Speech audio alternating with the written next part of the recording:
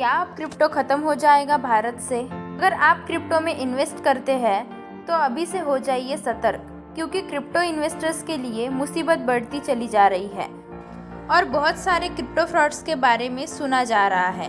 हाल ही में एक crypto fraud हुआ था जिसमें एक व्यक्ति के साथ 2 सेकंड में $6,50,000 का फ्रॉड हुआ और सरकार इन फ्रॉड्स रोकने के लिए कुछ न कुछ नियम और कानून लागू कर रही है जो क्रिप्टो इन्वेस्टर्स के खिलाफ जाता दिख रहा है। तो आज हम आपको कुछ नए अपडेट्स के बारे में बताने वाले हैं, जिससे अगर आप क्रिप्टो में इन्वेस्ट करने वाले हैं तो आपकी आंखें खुल जाए, सही और गलत को समझते हुए फैसला लें। सबसे पहले हम ये जानते हैं कि क्रिप्टो करेंसी लीगल है या इलीगल है। अभी तक हम ये नहीं कह सकते हैं कि क्रिप्टो करेंसी लीगल है या इलीगल है। ये बहुत सालों से चल रही है। साल 2022 के बजट में क्रिप्टो में 30% का GST लागू किया गया, तो इसीलिए कई लोगों को लगा कि ये देश में लीगल हो सकती है। वही कई लोगों ने कहा कि इतना ज़्यादा टैक्स का मतलब है कि क्रिप्टो का वॉल्यूम कम करना है।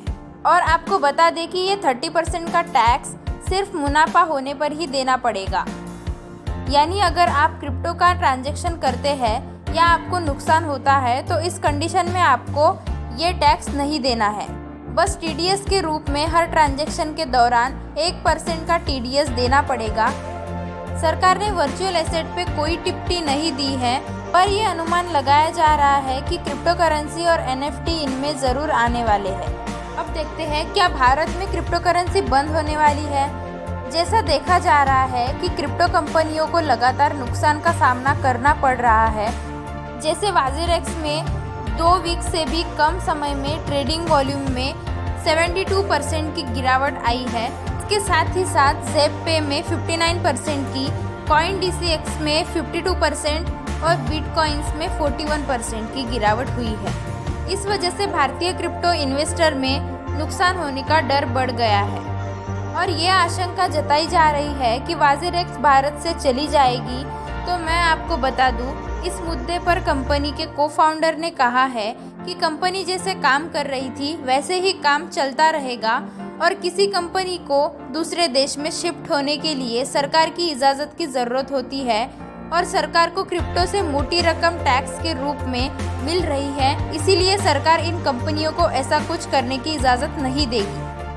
क्या UPI से हम इन्वेस्टमेंट नहीं कर सकते?